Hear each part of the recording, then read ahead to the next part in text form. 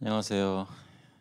시간이 되어서 하나님께 메릴랜드 언약장로교회 2023년 9월 17일 주일 예배를 시작하겠습니다. 다 같이 일어나셔서 하나님께 예배드리겠습니다.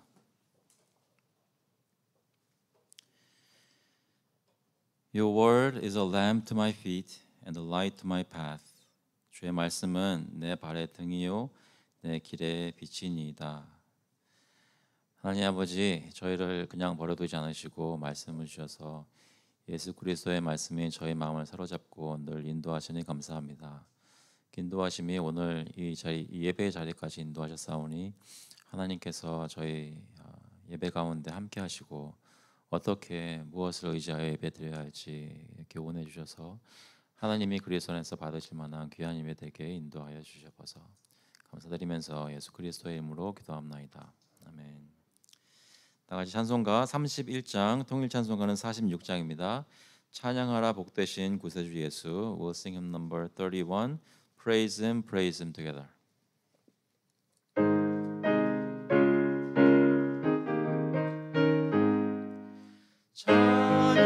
찬양하라 복되신 구세주 예수. 백성들아 사랑을 전하세.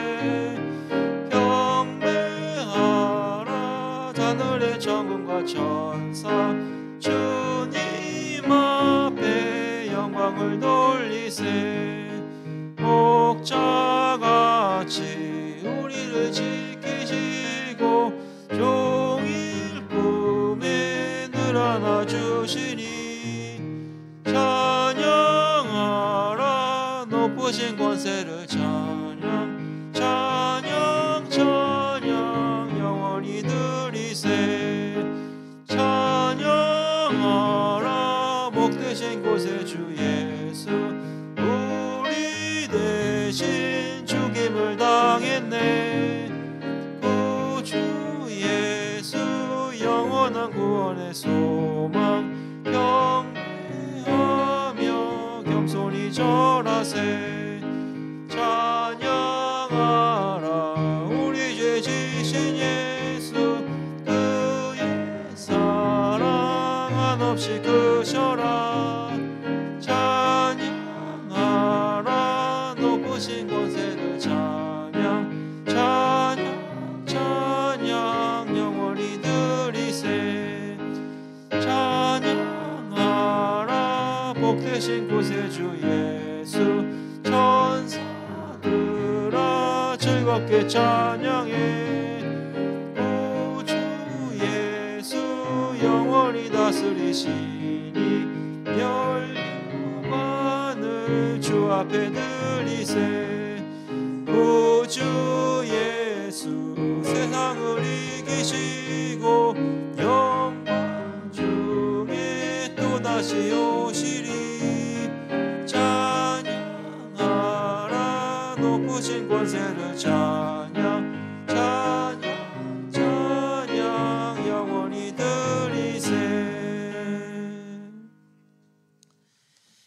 This time we will confess our faith through the Apostles' Creed. 사도신경으로 저희의 신앙을 고백하겠습니다.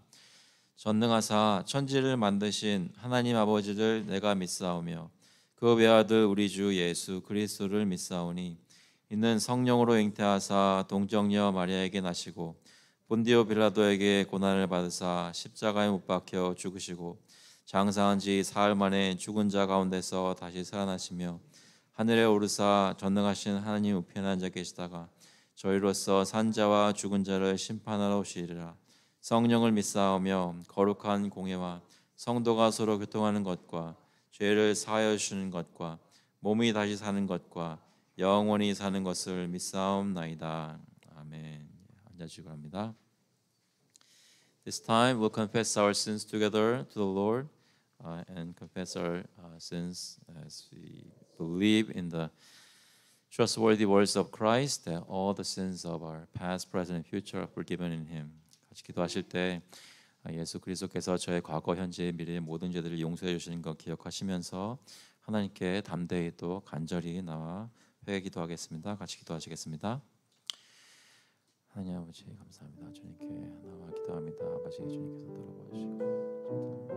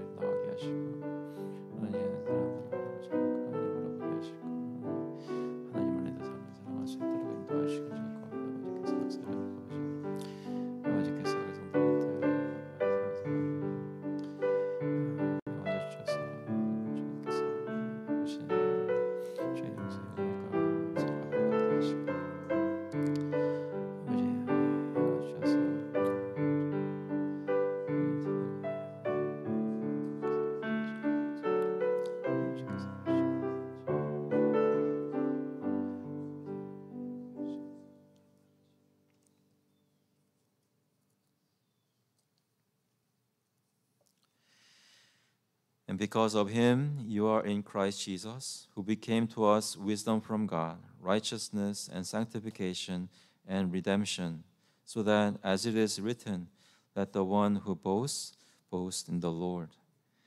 너희는 하나님으로부터 나서 그리스도 예수 안에 있고 예수는 하나님으로부터 나와서 우리에게 지혜와 의로움과 거룩함과 구원함이 되셨으니 기록된 바 자랑하는 자는 주 안에서 자랑하라 함과 같게 하려 함이라. 하나님 아버지, 저희의 지혜 되시고 의로움 되신 예수 그리스도로 저희가 의지하여 다시 한번 이번 주일 아침에 주님께 나왔사오니 아버지께서 저희 마음을 하나님께서 사랑하심과 은혜 베푸심으로 가득 차게 해주시고 저희가 자랑할 것이 있다면 저희의 삶을 자랑하는 것이 아니라 하나님을 자랑할 수 있도록 예수 그리스도를 자랑할 수 있도록 예배 시간에 인도하여 주시옵소서. 감사드리면서 예수 그리스도의 이름으로 기도합나이다. 아멘. 다 같이 찬송가 278장, 통일 찬송가는 336장입니다. 여러 해 동안 주 떠나 We'll sing hymn number 278 Far from the Lord I wander long together.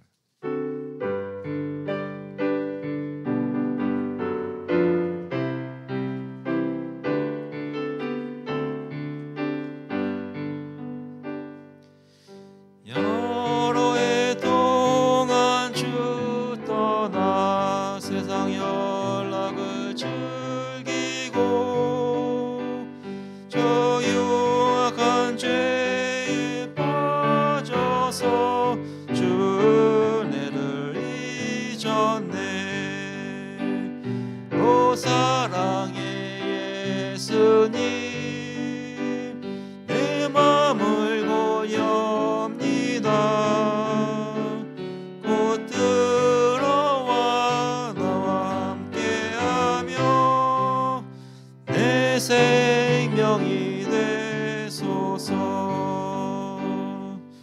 죄악에 죽을 인생을 심히 불쌍히 여기사 저 하늘의 영광 버리고 이 세상에 오셨네. 오 사랑의 예수님, 내 맘을 고엽니다. 곧 들어와 나와 함께하며 내 생명이 되소서. 옷을 입은 구주는 다시 면류관 쓰시고 저 십자가 높이 달리사 그 아픔을 참았네. 오 사랑의 예수님, 내 맘을 고뇽니다. 곧 들어와 나와 함께하며 내 생명이 되소서. 미련한 우리 인생은 죄의 공로를 모르고 그 쓸쓸한 사막 가운데 늘 헤매고 다녔네. 오 사랑의 예수님, 내 맘을 고뇽니다. 곧 들어와 나와 함께하며 내 생명이 되소서. 아멘.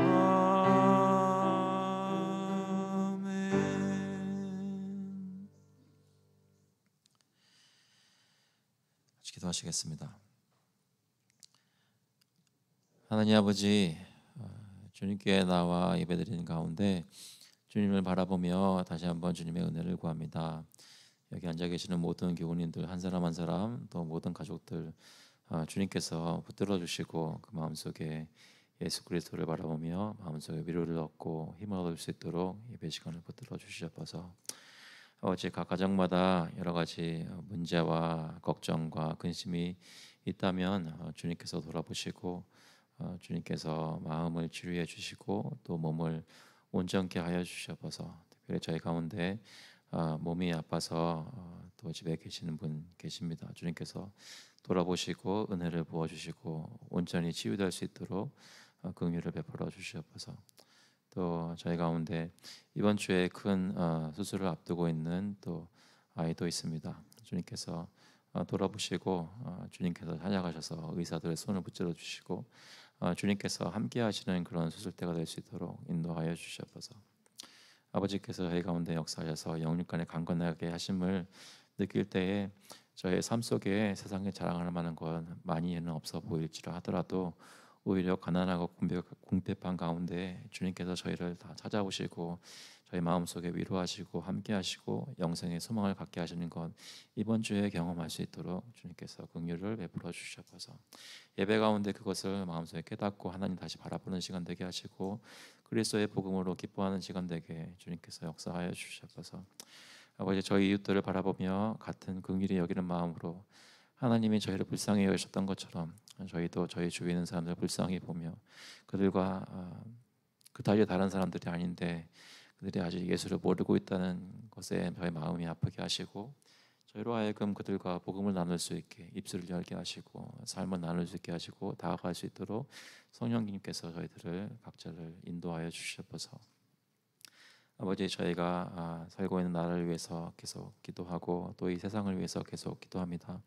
아버지께서 주관하시는 가운데 지진도 있고 화재도 있고 고통당하는 사람도 있고 아직도 전쟁 속에 있는 분들도 있습니다. 주님께서 불쌍히 보시고 예수 그리스도의 빛이 비춰지도록 주님 역사하여 주시옵소서. 특별히 교회가 교회의 역할을 빛과 소금의 역할을 하여서 소망이 어려운 가운데 있는 사람들에 나아갈 수 있도록 주님 역사하여 주시옵소서. 특별히 최전방에 나가서 선교하고 계시는 선교사님들 붙들어 주시고 그들의 마음을 강하게 하시고 담대하게 하셔서 예수 그리스도를 붙잡고 주님이 명하시는 임무들을 잘 완수할 수 있도록 끝까지 인내하며 그 길을 갈 수 있도록 주님께서 역사하여 주시옵소서. 아버지, 저희들 사는 가운데 모든 필요한 것을 공급하여 주시니 감사합니다. 저희들 그 가운데 구별하여서 주님께 헌금으로 가지고 나왔사오니 아버지께서 기쁘게 받으시고 주님이 기뻐하시는 곳에 써주셔서 하나님 나라에 주님이 계획하신 모든 일들이 이루어질 수 있도록 주님 역사하여 주시옵소서. 감사드리면서 예수 그리스도의 이름으로 기도합나이다. 아멘. 오늘 주시는 말씀은 마태복음 17장 9절부터 13절까지 말씀입니다. We're looking at the Gospel of Matthew, chapter 17 through 9 through 13. 마태복음 17장 9절부터 13절까지 먼저 영어로 읽고 한국말 읽겠습니다. And as they were coming down the mountain, Jesus commanded them, "Tell no one the vision until the Son of Man is raised from the dead." And the disciples asked him, "Then why do the scribes say that first Elijah must come?" He answered, "Elijah does come, and he will restore all things. But I tell you that Elijah has already come, and they did not recognize him, but did to him whatever they pleased. So also the Son of Man will certainly suffer at their hands." Then the disciples understood that he was speaking to them of John the Baptist. 그들이 산에서 내려올 때에 예수께서 명하여 이르시되, 인자가 죽은 자 가운데서 살아나기 전에는 본 것을 아무에게도 이르지 말라 하시니, 제자들이 물어 이르되, 그러면 어찌하여 서기관들이 엘리야가 먼저 와야 하리라 하나이까? 예수께서 대답하여 이르시되, 엘리야가 과연 먼저 와서 모든 일을 회복하리라. 내가 너에게 말하노니 엘리야가 이미 왔으되 사람들이 알지 못하고 임의로 대우하였도다. 인자도 이와 같이 그들에게 고난을 받으리라 하시니, 그제서야 제자들이 예수께서 말씀하신 것이 세례 요한인 줄을 깨달으니라. 아멘. 기도하시겠습니다. 하나님 아버지, 오늘도 저희 가운데 역사하시고 하나님의 말씀을 전해주셔서 저의 마음이 주님께 열리고 주님을 바라보고 믿고 회개하고 의지하여서 주님 안에서 소망을 찾는 귀한 시간 되게 인도하여 주셔서 주님께서 역사하시길 간절히 바라옵고 예수 그리스도의 이름으로 기도합나이다. 아멘.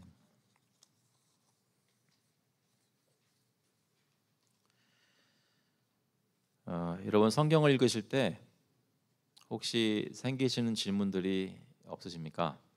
성경 읽을 때 이건 무슨 뜻이지? 하고 알쏭달쏭했던 적은 없으십니까? 그럴 때는 어떻게 하시나요?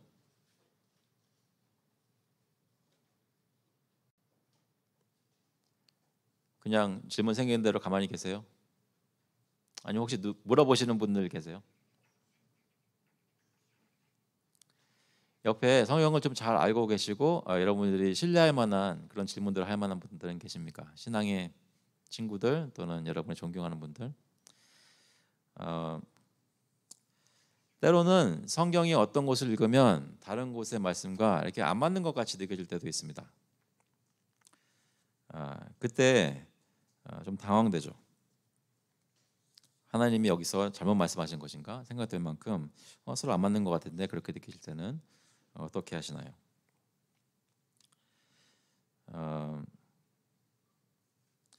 만일 예수님이 여기 계시다면 물어보고 싶으신 것이 있으실까요? If there was Jesus here today, would you be able to ask him a question? 예수님이 저희 가운데 계시다고 생각하세요? 안 계시다고 생각하세요? Do you think Jesus is here or not?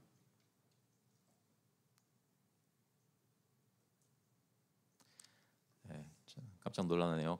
다 계시다고 말씀하실 줄 아는데 예수님 여기 지금 계십니다. 믿으십니까? Jesus is here. 예수님 여기 계십니다. 왜요? 두세 사람이 모인 곳에 나도 그들 가운데 있느니라 약속하셨거든요. There are more than two or three people here. 그러면 예수님도 여기 계시죠. 그런데 이제 저희가 표면적으로 어려운 것은 예수님이 눈에 보이는 모습으로 계시면 궁금한 것들을 다 여쭤볼 텐데, 근데 눈에 보이지 않아서 저희가 질문을 못할 수밖에 없는 것 같아요. 그죠? 근데 사실은 예수님께서는 우리의 모든 질문들을 답해 주십니다. If we were to ask him a question, he does answer us even though we cannot see him now. 왜냐하면 예수님은 자신의 말씀으로 저희에게 대답해 주십니다. 성경 말씀으로 우리의 질문들을 대답해 주신다는 것이죠. 하나님께서 우리를 대답해 주십니다.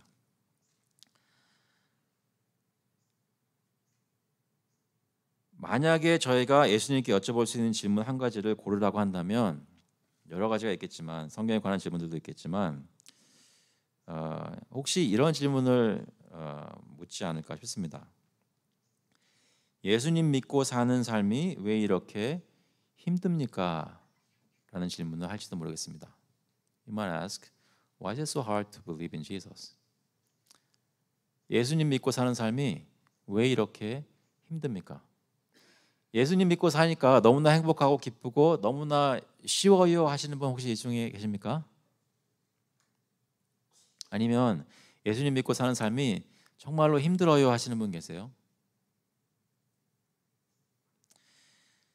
저 같으면 그런 질문할 것 같아요.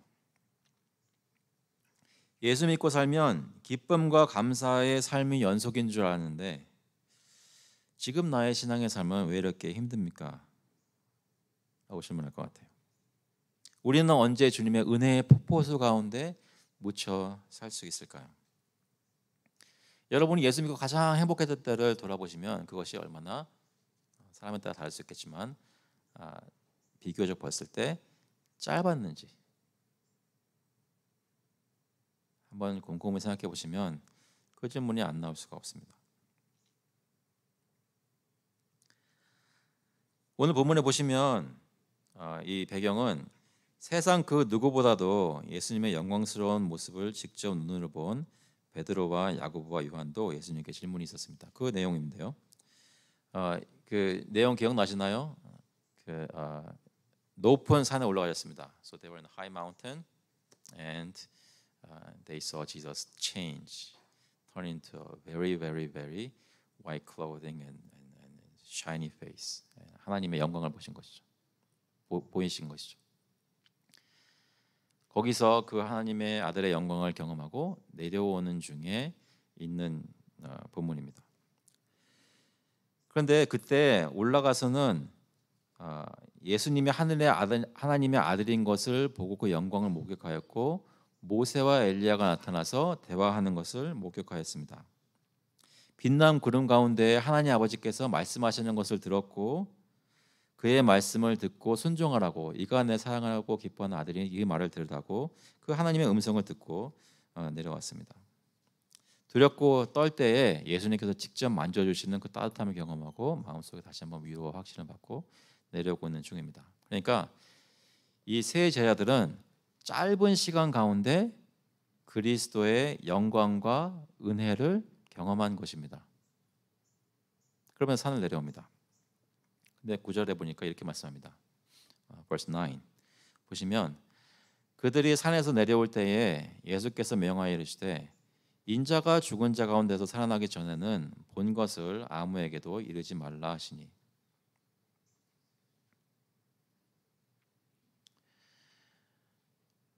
방금 산 위에서 예수님의 얼굴이 얼마나 해같이 빛나고 그의 옷이 얼마나 희게 변하고 얼마나 영광스러운 모습으로 모세와 엘리야와 대화하는 이 모든 것들을 예수님께서는 사람들과 나누지 말라고 제자들에게 이르십니다. 그런데 이 말씀은 전에 베드로가 예수님에 대한 신앙 고백을 바로 했을 때도 그렇게 말씀하셨습니다. 자기가 그리스도인 것을 아무에게도 이르지 말라고 하셨습니다. 그 전에도 말씀드렸지만 예수님이 누구신지 제자들에게 가르쳐 주시고 그들이 충분히 전할 수 있는 내용이었음에도 불구하고 그들에게 사람들에게 자유로이 전하지 말라고 하시는 것입니다. 하지만 이번에는 다르게 지난번과는 다르게 한 가지 조건이 있습니다. 다시 한번 본문을 보시면 여기 보니까 예수께서 명하여 이르시되 인자가 죽은 자 가운데서 살아나기 전에는 본 것을 아무에게도 이르지 말라 하시니 Tell no one the vision until the Son of Man is raised from the dead. 그러니까 이 얘기는 뭐예요? 예수님이 부활하시기 전에는 전할 수 없지만 언제 전할 수 있어요? 예수님이 부활하신 후에는 전하라는 것입니다. 만방에 전하라는 것이죠. 이것은 부활을 죽은 자 가운데 다시 살아나는 것을 말씀하는 것은 예수님이 이미 제자들에게 자신이 무엇을 겪을 것인지를 설명한 것을 요약적으로 한마디로 나타내 주신 것입니다.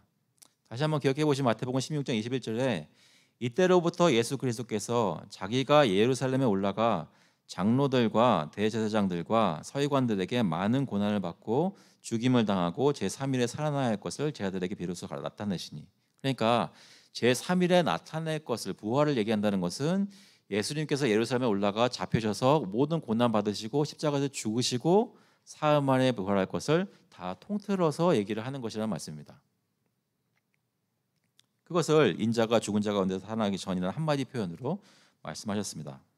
다시 말해 예수님은 하나님 아버지께서 예수님에게 맡기신 모든 일들을 다 마치기 전까지는 이 복음의 메시지를 세상 사람들에게 자유로 전하지 말라고 하신 것입니다. 그렇게 예수님 말씀하시면 여러분은 예수님께 뭐라고 말씀 여쭙겠어요? 예수님 그렇게 말씀하셨어요. 그럼 예수님 뭐라고 예수님께 물어보시겠어요? 반응하시겠어요? 저 같으면 예수님 왜 그래야 되는데요? 내가 방금 본 게 얼마나 영광스러운 모습인데 그걸 왜 전하지 말라고 하십니까? 라고 조금 항의 비슷하게 예수님 이 말씀을 전해야 사람들이 따라올 거 아닙니까? 이 말씀을 전해야 지금 예수님이 원하시는 모든 것을 할 수 있는 게 생길 거 아닙니까? 그렇게 얘기를 했을 텐데 근데 신기하게 예수님의 세자들은 그 질문을 하지 않아요. 뭐라고 하냐면 10절에 보시면 verse 10 10절에 보시면 제자들이 물어 이르되 그러면 어찌하여 서기관들이 엘리야가 먼저 와야 하리라 하나이까? 약간 엉뚱하지 않아요? 예수님은 부활 전까지는 이 복음의 메시지를 예수님께서 그리스도인 걸 정하지 말라고 하셨는데 그것에 대한 반응으로 질문으로 어찌하여 서기관들이 엘리야가 먼저 와야 하리라 하나이까? 이 질문을 했단 말이에요. 왜 엘리야 얘기를 했을까? 여러분 어떻게 생각하십니까? 한 가지 생각해 볼 수 있는 것은 방금 좀 전에 누구를 봤나요? 모세와 엘리야를 봤죠. 여러분은 보신 적이 없지만 베드로와 야고보와 요한은 봤어요. 그러니까 그 마음속에 엘리야라는 인물이 남아서 그 엘리야에 대한 질문을 했을 수도 있습니다. 근데 그러면 모세 얘기는 왜 안 했을까요? 이 당시 살았던 유대인이라면 한 가지 생각해 볼 수 있는 게 베드로와 이 제자들이 얘기했던 것처럼 그 당시에 유대인의 서기관들은 이것을 가르쳤습니다. 엘리야가 다시 올 것이다라고 가르쳤습니다. 예수님께서 메시아께서 다시 오실 텐데 그 전에 먼저 엘리야가 올 것이다라고 가르쳤습니다. 그 이유는 구약 성경의 말라기 선지서에 이렇게 쓰여 있기 때문입니다. 말라기서 Malachi 4:5 말라기서 4장 5절에 보시면 보라 여호와의 크고 두려운 날이 이르기 전에 내가 선지자 엘리야를 너에게 보내리니 그가 아버지의 마음을 자녀에게로 돌이키게 하고 자녀들의 마음을 그들의 아버지에게로 돌이키게 하리라. 돌이키지 아니하면 두렵건대 내가 와서 저주로 그 땅을 칠까 하노라 하시니라. 말라기에 보면 선지자가 내가 선지자 엘리야를 너에게 보내리라고 하나님께서 말씀하신 것을 분명히 말씀하십니다. 언제요? 여호와의 크고 두려운 날이 이르기 전에. 그러니까 유대인들에게는 이 마지막 심판날 하나님께서 이스라엘 백성들을 회복하실 날이 올 징조를 무엇에서 찾았냐면 엘리야가 먼저 오리라라고 생각을 했던 것입니다. 그 엘리야가 먼저 오면 그 엘리야가 사람들의 마음을 아버지가 아들에게로 자녀에게로 자녀들이 아버지에게로 그 마음을 돌이키게 하는 회복의 역사가 있을 것이라고 기대했고 그 엘리야가 오면 메시아도 오시겠지라고 생각을 했는데 그런데 제자들이 보니까 그동안 예수님과 함께 다녀보니까 예수님이 메시아 같은 거예요. 예수님이 하나님의 아들 같은 거예요. 특히 이 세 제자는 지금 방금 변화산 위에 올라가서 예수님의 하나님의 아들의 영광을 봤어요. 그걸 보고 나니까 정말 예수님이 그리스도라고 마음속에 막 생각이 들어요. 그런데 유대인으로서 그동안 배웠던 것을 따져보니까 진짜 그리스도가 오려면 엘리야가 먼저 와야 되는데 엘리야가 왔다는 생각은 안 들었었거든요. 그래서 묻는 거예요. 예수님한테 엘리야가 먼저 와야 한다고 하는데 어찌 됨입니까? 라고 물어봤던 겁니다. 예수님이 그리스도시면 엘리야는 어디 있습니까? 라고 물어본 것입니다. 이해되시죠? 그러니까 이분들이 묻는 질문은 어느 정도 성경을 알고 있고 어느 정도 표현이 그렇지만 수준이 있는 질문입니다. 그죠? 마음이 어디까지 왔냐면 정말로 하나님께서 하신 말씀에 꽂혀서 하나님이 우리 가운데 어떤 구원 역사를 이루시는가에 관심을 가지고 생각하면서 나오는 질문이에요. 엘리야는 어디 있습니까? 11절에 이렇게 말씀하십니다. 예수께서 대답하여 이르시되 엘리야가 과연 먼저 와서 모든 일을 회복하리라. 말라기 선지자의 예언이 맞다. 그 말씀이 성취된다. 그것이 사실이다. 진리다. 너희들이 배웠던 거 다 맞는 말이다. 내가 서기관들과 논쟁하면서 그들이 잘못된 거 다 드러내고 했지만 그들이 가르쳤던 것은 하나님의 말씀 맞다라고 예수님께서 긍정하시는 것입니다. 그것을 긍정하시는 표현으로 현재형을 쓰십니다. 맞다. 그런데 그 바로 다음 절에서 12절에 내가 너에게 말하노니 그것이 맞을 뿐만 아니라 이미 성취되었다라고 하십니다. 내가 너에게 말하노니 verse 12 12절에 내가 너에게 말하노니 엘리야가 이미 왔으되 사람들이 알지 못하고 임의로 대우하였도다. 인자도 이와 같이 그들에게 고난을 받으리라 하시니 그제서야 제자들이 예수께서 말씀하신 것이 세례 요한인 줄을 깨달으니라. 엘리야는 너희들이 기다렸던 엘리야는 이미 왔다고 하셨습니다. 다만 사람들이 알아보지 못하였을 뿐입니다. 하나님께서는 말씀대로 정말 마지막 때가 돼서 엘리야를 보내셨고 그 엘리야 후에 메시아가 오게 역사하신 것입니다. 하나님께서 약속하신 엘리야의 사역을 할 사람을 이미 보내셨는데 사람들은 그를 알아보지 못하고 그의 천국 복음의 선포에 순종하지 않고 오히려 자기들 원하는 대로 그에게 행했다는 것이죠. 13절에 제자들이 깨달은 대로 그는 바로 세례 요한이었습니다.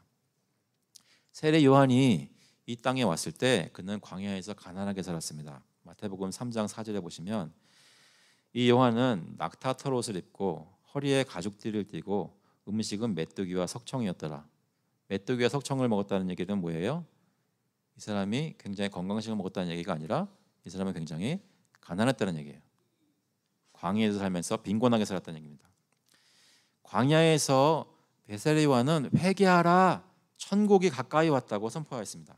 그리고 사람들에게 세례를 베풀었는데 무슨 세례냐면 회개의 세례를 베풀었습니다.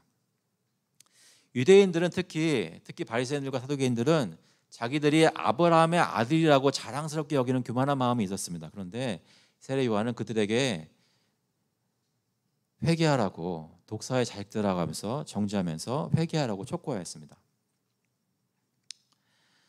하지만 세례 요한은 결국은 헤롯 왕에게 잡혔습니다. 감옥에 갇혔습니다. 그 이유는 잘 아시죠? 헤롯의 동생의 아내였던 헤로디아를 헤롯 왕이 불법적으로 취해서 자기 아내로 삼았습니다. 세례 요한은 그것이 의롭지 않다고 하나님의 선지자 역할을 한 것입니다. 그런데 그것 때문에 그는 헤롯에게 잡혔습니다. 감옥에 갇혔을 때 헤로디아의 딸이 예쁘게 춤을 추고 무엇이든지 주겠다고 약속한 것에 세례 요한의 목을 달라고 하니까 헤롯은 다른 사람들의 눈치를 보면서 요한의 목을 잘라 그에게 주었습니다. 헤롯도 그렇고 거기 모였던 사람들도 그렇고 유대인들도 모두 다 세례 요한이 정말로 어떤 사람인지 몰라보았던 것입니다. 그 사람이 바로 엘리야의 사역을 하기 위해 보내심을 받은 사람이었던 것입니다. 구약의 엘리야로 돌아가서 엘리야는 어떤 사람이었습니까?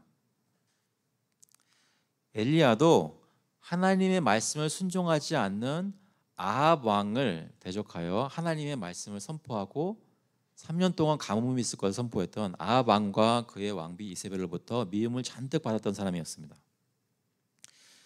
갈멜산 정상에서 여호와의 선지자 엘리야 한 사람과 바알 선지자 450명이 대결을 벌입니다. 제단을 앞에 놓고 누가 진짜 하나님인지 여호와 하나님인지 바알인지 가려보자 했을 때 하늘에서 불이 떨어져서 그 제단에 있던 제물들을 사르고 여호와 하나님께서 정말 하나님이라고 보여주었던 엘리야 선지자였습니다. 능력으로 역사했습니다. 그런데 그 엘리야는 그런 일이 있고 나서도 그 소식을 들은 이세벨이 내가 이 사람을 잡아 죽이지 않으면 안 되겠다고 막 결심하는 것을 듣는 정도로 엘리야는 다시 바로 핍박당하는 생활로 들어갔습니다. 엘리야가 받은 고난은 죄를 짓고 있는 하나님의 백성을 향해 회개하라고 촉구하는 사역이었습니다. 그런데 그를 거부하고 핍박하는 사람들 때문에 도망 다녀야 했습니다. 사람들이 회개하지 않기 때문에 갖은 수모와 시련을 겪어야 했다는 것이죠. 세례 요한이 했던 사역도 마찬가지였습니다. 엘리야처럼 백성들에게 회개하라고 하나님의 말씀을 선포했는데 백성들이 알아보지 못하고 받아들이지 않았습니다. 사람들이 다 광야에 나와서 세례를 받는 것처럼 한때 보였으나 결국에서는 사람들에게 거부당하고 헤롯 왕에게 잡혀 죽임을 당했습니다. 그런데 여기 예수님께서 말씀하시는 것은 예수님도 인자도 엘리야로 왔던 세례 요한처럼 자신도 고난을 당할 것이라고 말씀을 하는 것입니다. 그렇기 때문에 예수님께서는 사실 이것을 통해 제자들의 질문들을 대답하고 계신 것입니다. 예수님은 제자들이 나가서 하나님의 아들의 얼굴은 해같이 빛난다고, 그의 옷은 어떤 세탁하는 사람이 희게 할 수 없을 정도로 더 흰 모습이라고, 이분이 영광의 하나님이라고 증거하지 못하게 했습니다. 언제까지요? 예수님이 고난을 당할 때까지 그것을 전하지 못하게 했습니다. 고난을 당한 후에야 부활이 있다는 것이 다 보여질 때까지 그 복음을 전하지 못하게 했습니다. 무슨 얘기입니까? 하나님께서 세례 요한과 예수 그리스도와 바울과 성경을 통해 저에게 선포하시는 메시지는 예수 믿으면 모든 죄를 용서받고 하나님의 천국 백성이 되어서 영원토록 행복하게 살 것이라는 메시지가 아니라는 것입니다. 예수 믿으면 내 병이 낫고 내가 씨름하고 있고 내가 정말로 힘들어하는 것을 다 해결해 주실 것이라는 것을 듣는 것이 복음의 메시지가 아니란 말입니다. 예수님의 복음의 메시지는 하나님과 함께 영육 간에 온전하게 행복을 누리고 영생을 누리는 것은 반드시 그리스도께서 십자가 달려 죽으신 것처럼 고난을 받은 다음에 있다는 것이 복음의 메시지라는 것입니다. 고난이 먼저 있고 그 고난을 주와 함께 경험하는 사람이 그리스도의 부활에 동참할 수 있다고 하는 것이 복음의 메시지라는 것입니다.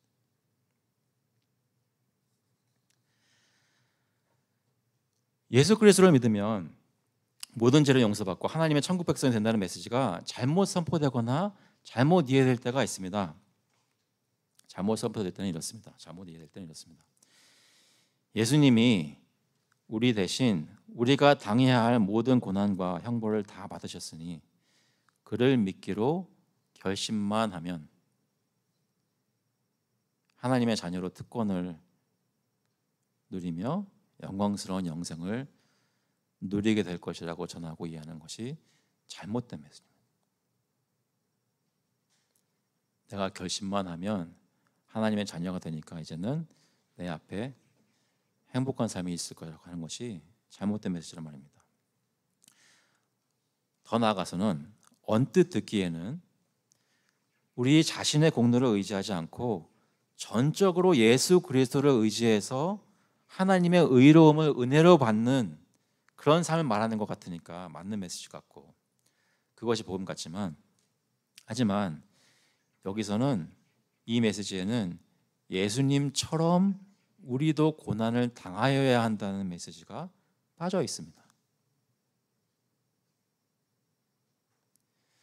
예수님을 그러니까 바로 전하려면 예수님이 우리의 죄를 위해서 십자가 달려 죽으시고 은혜를 베풀어 주셨는데 그를 믿으면 그와 함께 고난 당하는 삶을 살고 주님이 정하신 시간에 우리를 구원해 줄 때가 되면 그때 영광을 누릴 것이다라는 것을 전해야 한다는 것입니다.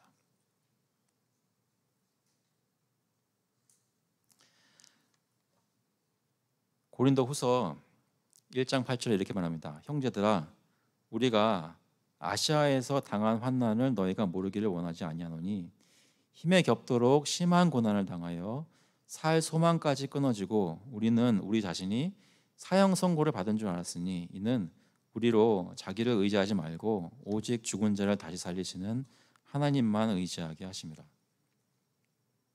열심히 복음을 전하고 은혜의 복음을 전하는 바울이 자신의 사역을 설명할 때 심한 고난을 당하여 살 소망이 끊어졌던 것을 고백하고 있습니다. 히브리서 기자는 12장 4절에 이렇게 말합니다. 너희가 죄와 싸우되 아직 피 흘리기까지는 대항하지 아니하고 또 아들들에게 권하는 것 같이 너에게 권면하신 말씀도 잊었도다. 이랬을 때 내 아들아, 주의 징계하심을 경히 여기지 말며 그에게 꾸지람을 받을 때에 낙심하지 말라. 주께서 그 사랑하시는 자를 징계하시고 그가 받아들이시는 아들마다 채찍질하심이라 하였으니. 무슨 얘기예요?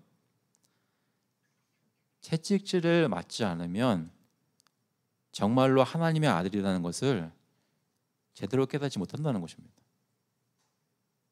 내가 정말로 하나님의 아들이구나 라는 것은 언제 느낄 수 있냐면 주님의 징계를 받을 때란 말입니다. 베드로전서 1장 6절에 보시면 그러므로 너희가 이제 여러 가지 시험으로 말미암아 잠깐 근심하게 되지 않을 수 없으나 오히려 크게 기뻐하는도다. 너희 믿음의 확실함은 불로 연단하여도 없어질 금보다 더 귀하여 예수 그리스도께서 나타나실 때에 칭찬과 영광과 존귀를 얻게 할 것이니라. 무슨 얘기예요? 여기서 분명히 크게 기뻐하는 것을 얘기하는데 이 크게 기뻐하는 것은 예수 믿고 나의 모든 죄가 용서받았으니 나 정말로 기뻐요 하는 것으로 끝나는 것이 아니라 진짜 기쁨의 경지는 크게 기뻐하는 것은 불로 연단 받을 때 있다는 것입니다. 믿음이 확실한 것은 연단 받을 때 내가 그동안 가졌던 믿음이 사그라지지 않는 것을 보고 확인받는 것을 보면서 기뻐한다는 것입니다. 그러니까 진짜 기쁜 건 뭐냐면요, 내 몸이 낫기 때문에, 내가 기도했던 게 들어졌기 때문에, 내가 원하는 대로 신앙생활을 하면서 교회 갈 때마다 집에서 성경책을 펼 때마다 은혜가 부어지기 때문에 기뻐하는 것이 아니라 너무나 힘든 가운데 주님을 붙들었더니 주님이 오셔서 나를 살짝 만져주시더라. 그게 기쁘단 말입니다. 고난 중에 잘 되고 있는 것이 기쁜 것을 경험할 수 있는 시간이 아니고 잘 안 되고 있을 때가 주님이 주시는 기쁨을 누릴 때란 말입니다. 사랑하는 성도 여러분, 예수님은 우리가 자신을 닮은 사람이 되기를 원하세요. 예수님을 닮는다는 것은 그의 고난을 함께 겪는 겁니다. 그럴 때 기뻐하는 것을 맛보는 겁니다. 그러면서 지금은 하나도 안 기쁘고 행복하지 않은 것 같은데 장차 있을 천국을 보면서 소망 가지면서 마음속에 기뻐하는 겁니다. 그게 성경이 말하는 그리스도를 믿어서 기쁜 겁니다. 끝내기 전에 오해를 없애기 위해 말씀을 드리는 부분은 처음 예수 믿고 죄 용서 받아서 너무나 기뻐요, 거짓된 거 아니었습니다. 하나님께서 역사하신 거 맞아요. 여러분의 몸이 낫고 하나님께서 기도 응답해 주셔서 정말 좋은 일들이 벌어지고 예쁜 자녀들 주시고 잘 큰 거 감사하고 기쁜 거 다 맞는 겁니다. 잘못된 거 아니에요. 하지만 말씀드렸죠, 신앙의 삶을 돌아보니까 그렇게 기뻤던 때보다 안 기뻤던 때가 훨씬 더 많았다는 현실을 두고 봤을 때 우리가 늘 주님 안에서 기뻐한다는 것은 그 잠시 누렸던 세상적인 어떤 인간적인 또는 내 마음의 기뻐 그것으로 기쁨을 정의하는 게 아니란 말이에요.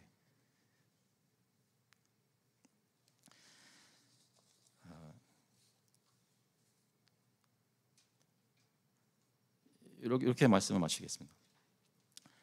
베드로와 야고보와 요한이 예수님과 함께 변화산에서 내려오면서 예수님께 물었던 엘리야가 먼저 온다고 했는데 그 엘리야는 어디 있습니까? 라는 질문은 그들이 엘리야 사역을 하기 위해 보냄을 받은 세례 요한을 잊고 있었기 때문입니다. 왜 잊었을까요? 여러 가지 이유가 있겠지만 세상 사람들이 세례 요한 같은 사람이 있는 이유는 그 사람은 별 볼 일 없이 잡혀서 죽었기 때문입니다. 세상으로 기준으로 봤을 때 성공하지 않은 사람이었기 때문입니다.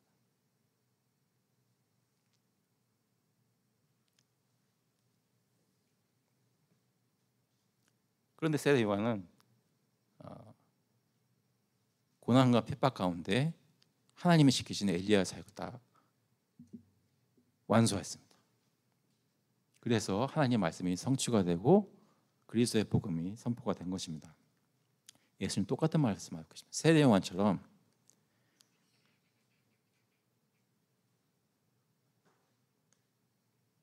자기도 고난과 핍박을 받으며 하나님을 알지 못하는 사람들의 손에 죽을 것이라 말씀하십니다. 하지만 늘 그 후에 부활이 있을 것을 말씀하시면서 어려움을 당하고 있는 저들에게 소망을 주시는 복음을 전하십니다.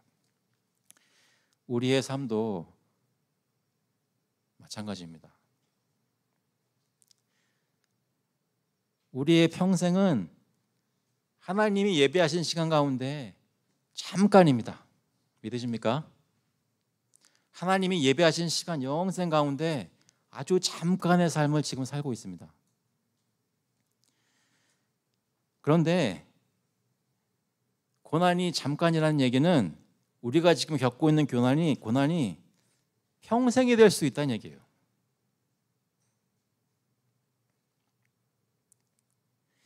이 땅에서 사는 우리의 평생은 하나님의 시간 속에서 잠깐이고 동시에 그 잠시는 우리의 이생 전체를 포함합니다. 그 가운데 고난이 있다는 말입니다. 그 잠시 동안의 시간에 우리의 교만한 마음, 죄악된 성격, 성질 다 주님의 역사로 깎이는 시간들입니다. 그 가운데 하나님의 역사로 은혜의 수술을 받는 시간입니다. 징계도 받고 꼬지람도 듣고 억울한 일도 당합니다. 하지만 그 가운데 말로 표현할 수 없는 기쁨을 누리는 감사한 삶입니다. 여러분께 드리고 싶은 말씀은 이것입니다. 잠시 사는 이 삶이 평생이라고 생각하지 마시고 평생 사는 이 고난의 삶이 사실은 잠시인 것을 기억하십시오. 여러분의 삶이 앞으로 몇십 년 동안 더 힘들게 끝난다고 해도 그것은 잠시인 것을 기억하십시오.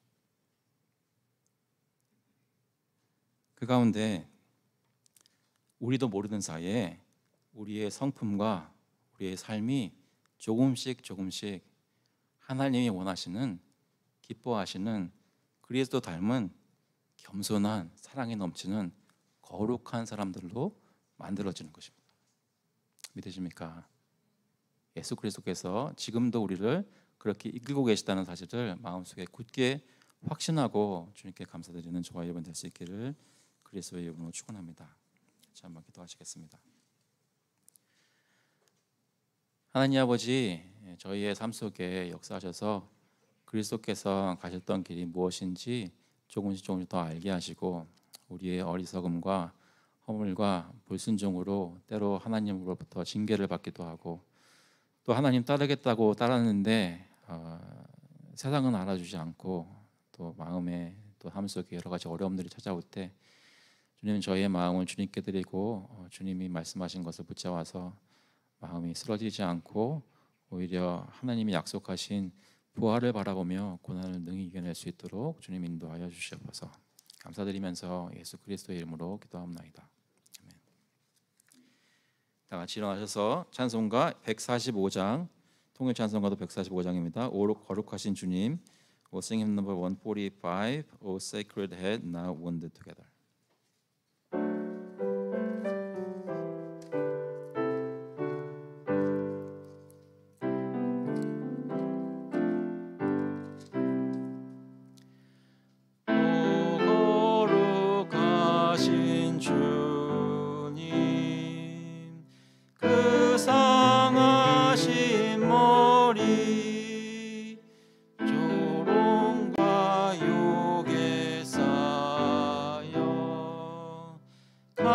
가시관 쓰셨네.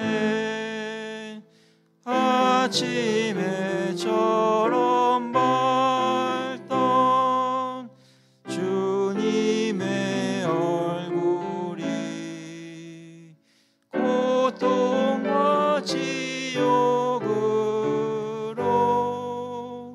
장백해 지셨네. 주 당하신 그 고난 죄인 위함이라 내 지은 죄로 인해 주 영벌 받았네. 내 주여 비옵나이다.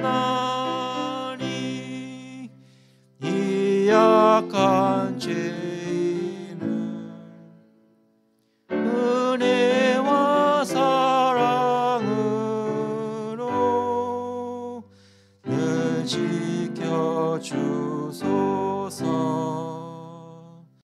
나 무슨 말로 주께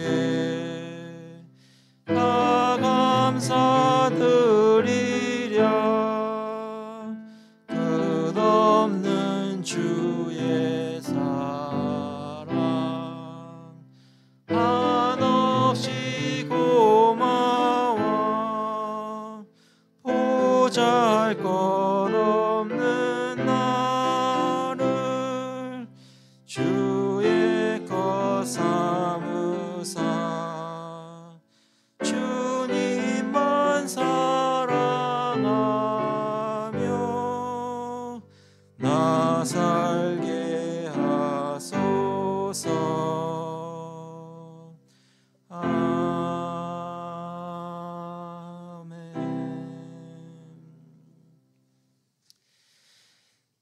The grace of the Lord Jesus Christ and the love of God the Father and the fellowship of the Holy Spirit be with you now and forevermore. 이제는 주 예수 그리스도의 은혜와 하나님 아버지의 사랑하심과 성령님의 교통하시고 위로하심이 예수 그리스도를 닮기 위해 주님 가신 길을 걸어가기를 마음속에 간절히 소원하는 모든 교우들과 그 자녀들 머리 위에 이제로부터 영원토록 함께 있을지어다. 아멘.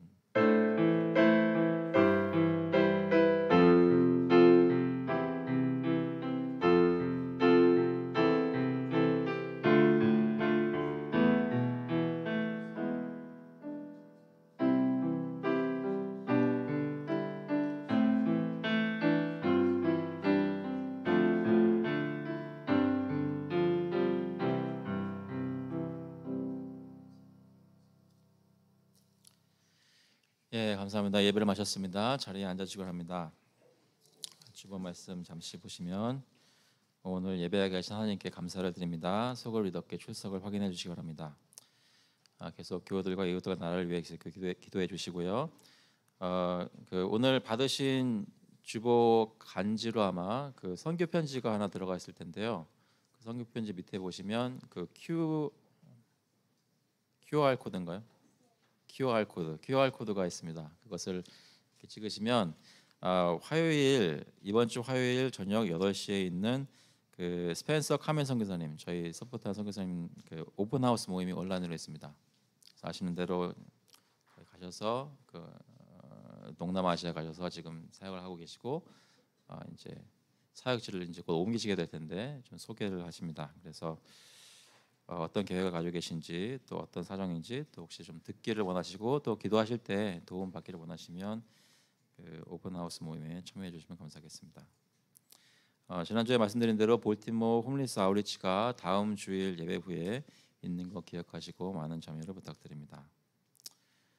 그리고 여기 적혀 있지는 않지만 그 석진복 교우님이 어저께 운동하시다가 좀 뒤로 넘어지셨어요. 그래서 좀 이렇게 다치시고 얼른 개혁하셨는데 좀 안정 상태입니다. 안정 상태인데 부러진 곳은 없으신데 좀 쉬셔야 되는 상황입니다. 그래서 지금 좀 안정을 취하고 계시고요. 그래서 기억나시는 대로 좀 기도해 주시고 빨리 낫게 해달라고 기도 간절히 해주시면 감사하겠습니다. 그리고 잘 아시는 대로 저희 지난주에 아름다운 목소리로 암송해 주셨던 우리 장윤희 교우님 이번 주 목요일에 수술을 받으십니다. 그래서 의사들과 하나님께서 함께 해달라고 기도해 주시면 감사하겠습니다. 혹시 다른 기도 제목이나 광고 제가 미스하는 거 있나요?